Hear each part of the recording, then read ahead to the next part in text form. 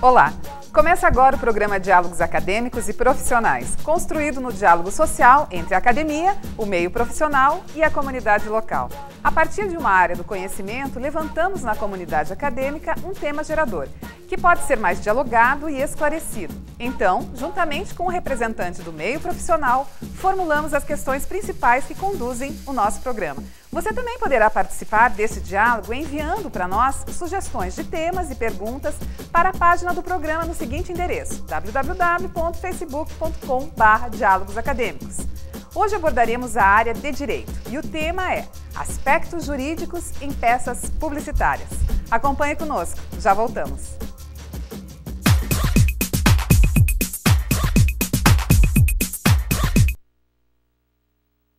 O maior patrimônio de uma nação é seu povo, e o maior patrimônio de um povo é a educação que ele recebe e que transforma em progresso. É por isso que todo educador assume um papel-chave, e ele começa não na tarefa de educar, mas sim na de aprender com os melhores profissionais, atualizando-se e fazendo uma especialização com quem há mais de um século trabalha na arte de ensinar com qualidade. FAI, porque só quem tem a maior tradição no ensino é que pode oferecer a melhor pós-graduação em educação.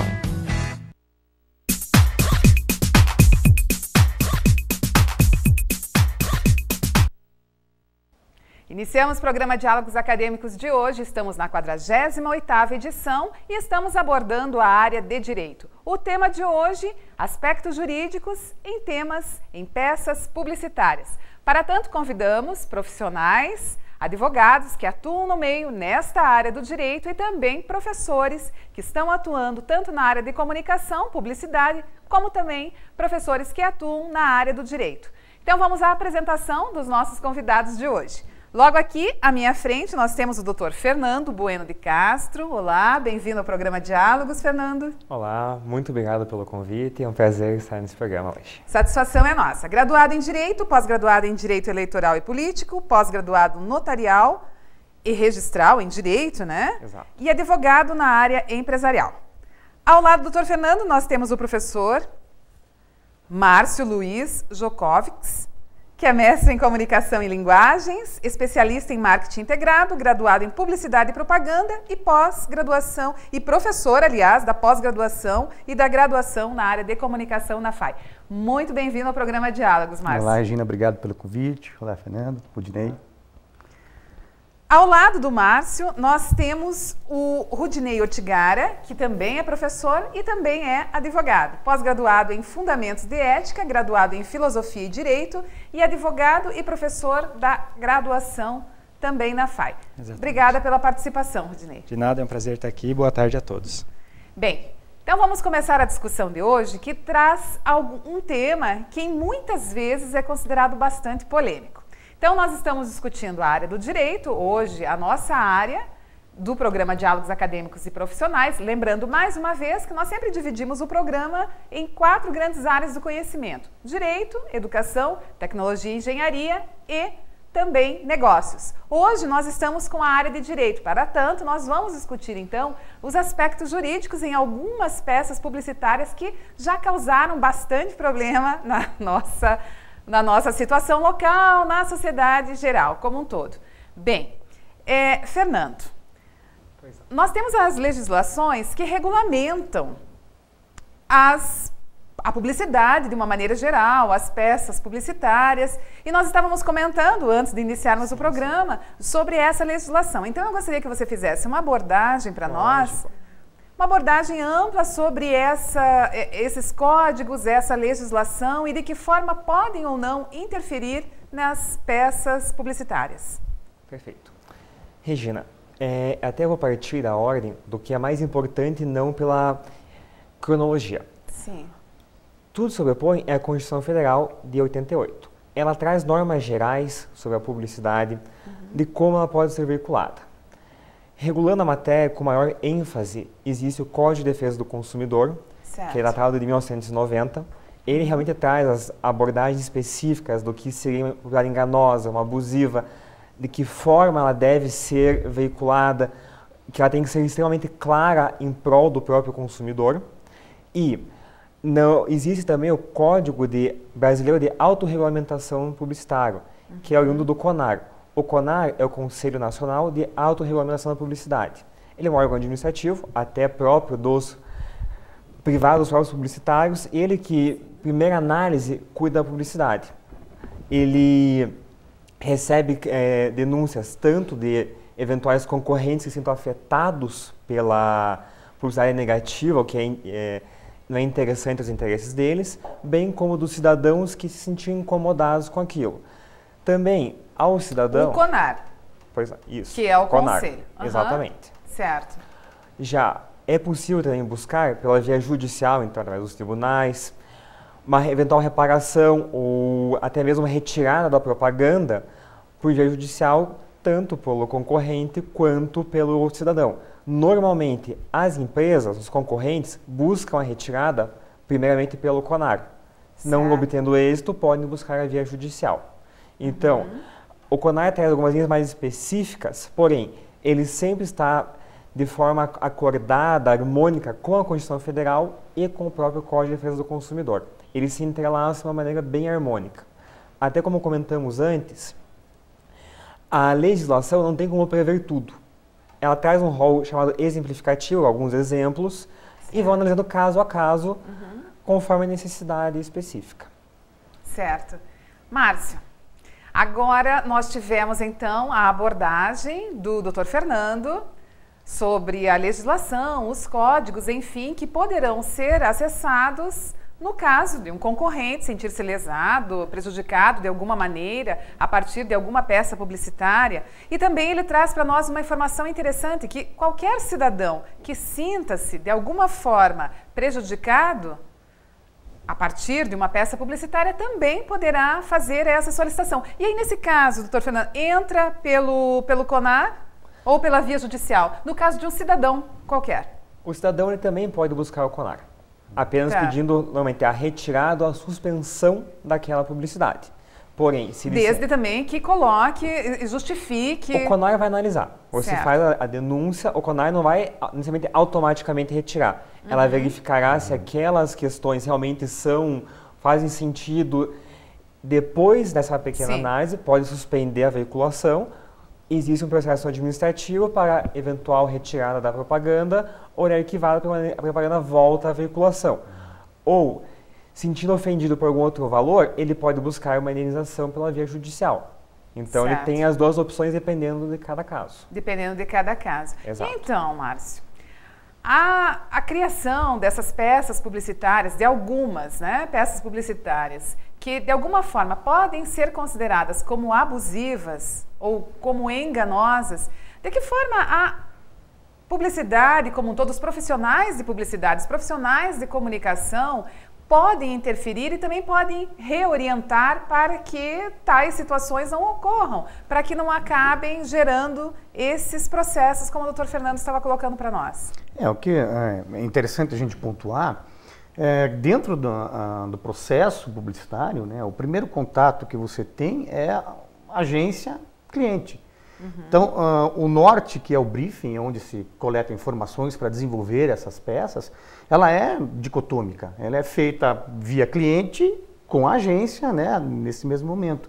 Então, o aparato criativo que vai ser desenvolvido em sequência, ela sofre uma certa influência do objetivo macro da agência, do anunciante. Então, isso às vezes já existe um contraponto, a agência não está condicionada a fazer esse tipo de criação, mas já tem alguma intempérie já no começo. Olha, eu gostaria que tivesse um approach, um tratamento um pouco mais comparativo. Obviamente, a agência vai desenvolver os materiais que tangem a ela, em termos criativos, e isso é apresentado novamente ao cliente. Muitas vezes, a própria agência segue uma linha que não é uma linha tendenciosa pelo cliente. Você segue uma linha diferenciada e chega na aprovação com o cliente não dá para dar uma pimentadinha um pouco a mais nisso. Não estou tirando o nosso corpo dentro desse processo, Mas existe uma influência muito grande também do anunciante. Sim. Né? Às vezes a gente fica só sendo, né, a crucificação vai só para a agência de publicidade. É um entorno maior, né, um complexo mercadológico muito maior. Não necessariamente é a figura da agência. Você tem o mercado que dita algumas normas e você tem o próprio cliente, às vezes, querendo impor algo que a gente percebe que, olha, talvez, né, seja meio, né, duvidoso a gente ir por esse caminho. Okay? E existem, em alguns momentos, a possibilidade da própria agência, não. Esse caminho nós não fazemos, nós não queremos. E daí como é que fica assim? Porque aí vocês estão recusando um trabalho, é isso? Mas aí vem o padrão ético, né? Você tem a parte ética no primeiro plano, né? Se eu não me sinto à vontade, se realmente eu percebo que vai haver algo abusivo, a gente tenta defender a ideia, né, com unhas e dentes, na verdade.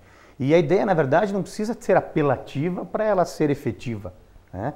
Várias campanhas são super criativas e não tem essa pegada um pouco mais, né, incisiva. Eu acho que até, eu sempre falo para meus alunos, esse tipo de abordagem acaba se tornando uma muleta criativa. Né? Vamos descer o sarrafo agora. Certo. Né? É mais fácil? Talvez seja mais fácil, mas será que é mais efetivo? Tá. Será que é mais criativo?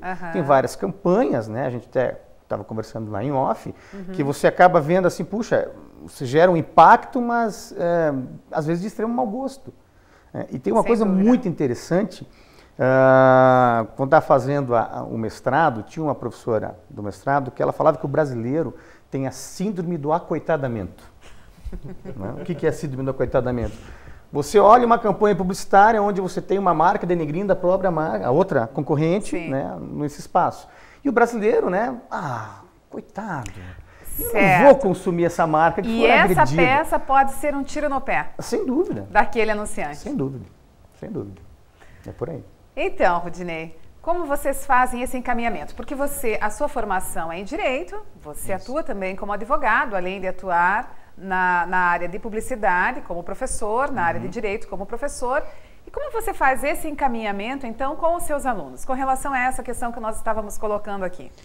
Pegando o gancho do que o professor já estava falando anteriormente, essa questão a gente trabalha como a questão das limitações da proposição da publicidade. A gente sabe que muitas vezes o cliente chega para a empresa para formular essa peça publicitária, ele já tem a ideia inicial de como ele quer que seja feita essa peça publicitária.